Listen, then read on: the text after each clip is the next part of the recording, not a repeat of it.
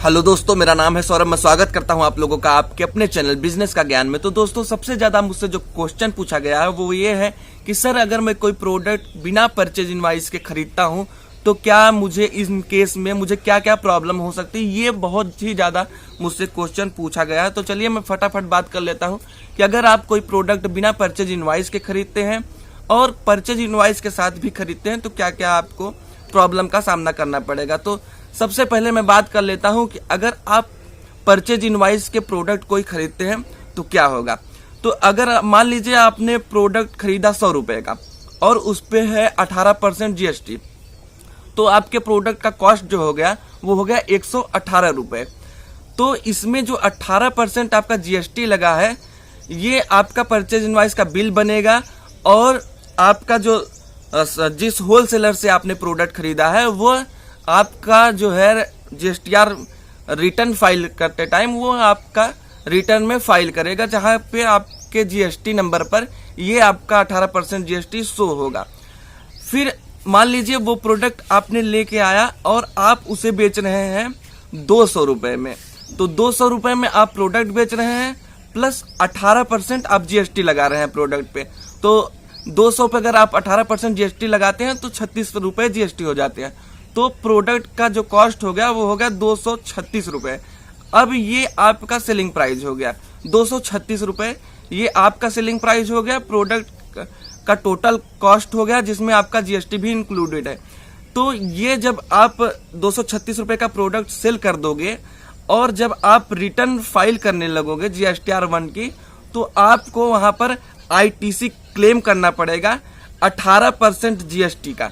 18% GST का क्या करना पड़ेगा कि आपने जो 18% जीएसटी वहां पर पेड किया था, जो आपने 18% जीएसटी होलसेलर से लेते हुए प्रोडक्ट को पेड किया था, उस 18% जीएसटी को आप जब आप जीएसटीआर 1 फाइल करेंगे तो वहां पर आपको आईटीसी क्लेम करना पड़ेगा, जहां पे आपका ये रिफंड हो जाएगा। 18 रुपीज आपका रिफंड हो जाएगा, जो 18 रुपीज आपका वहां पर लगा हुआ है टैक्स।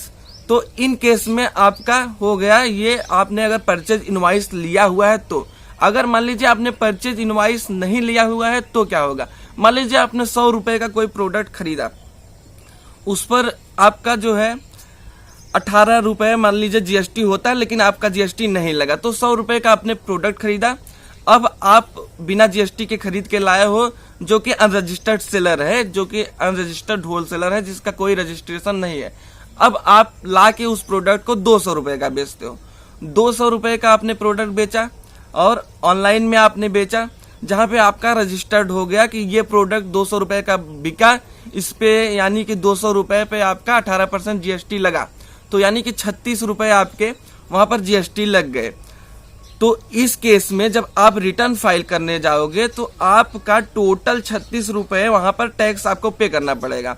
18% जो आपने प्रोडक्ट को खरीदा है वो जीएसटी प्लस 18% आपने जो सेलर को बेचा है वो जीएसटी, जहां पर आप ये 18% जो आपने परचेज इनवॉइस में 18% क्लेम किया था, जो कि 18% आपको रिफंड हुआ था, वो 18% आपको रिफंड नहीं होने वाले हैं।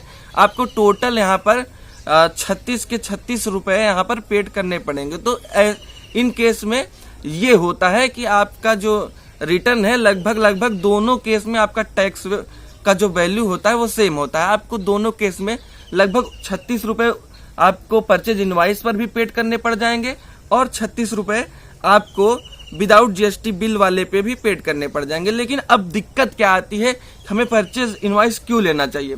मान लीजिए आप किसी सेलर से कोई प्रोडक्ट को खरीद रहे हैं और वो आपको परचेज इनवॉइस नहीं दे रहा है, तो इसका मतलब ये है कि सेलर या तो अनरजिस्टर्ड सेलर है, क्योंकि अगर आप थोड़ा सा प्रोडक्ट खरीदेंगे तो आपको कोई प्रॉब्लम नहीं होगी। लेकिन अगर लगातार कोई प्रोडक्ट आप बेच रहे हैं और एक ही सेलर से ले रहे हैं तो वो आपको नहीं दे रहा है परचेज इनवॉइस, इसका मतलब या तो वो अनरजिस्टर्ड सेलर है या तो वो फिर गवर्नमेंट से टैक्स की चोरी कर रहा है।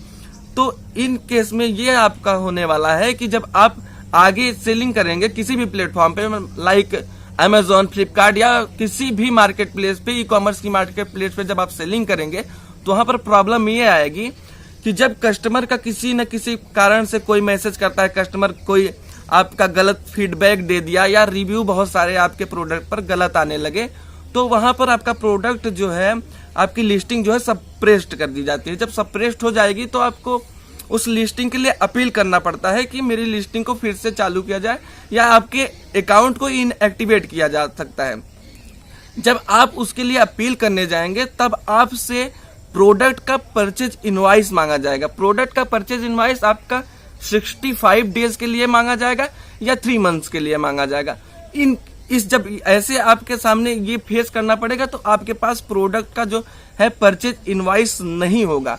अगर आपका परचेज इनवॉइस नहीं होगा तो जो पॉलिसीज हैं मार्केट प्लेसेस की वो बहुत टफ होती हैं। तो आपको क्या होगा कि आपको आपका अकाउंट भी सस्पेंड हो सकता है या आपकी सारी लिस्टिंग को ब्लॉक किया जा सकता है या इनएक्टिवेट किया जा सकता है। तो मैं आपको रिकमेंड यही करूंगा कि आप कोई भी प्रोडक्ट ले रहे हैं अगर, तो उसका परचेज इनवॉइस जरूर लें। लेकिन अगर आप नए सेलर हैं, बहुत ही थोड़ा प्रोडक्ट ले रहे हैं विदाउट लोकल मार्केट से, विदाउट परचेज बिल का, तो आप सेलिंग के एक्सपीरियंस के लिए आप प्रोडक्ट को ले सकते हैं। बाकी मैं इसी प्रकार की इंफॉर्मेटिव वीडियो आपके लिए लाता रहूंगा। चलता हूं दोस्तों, फिर मिलूंगा किसी नई वीडियो में। धन्यवाद दोस्तों, जय हिंद।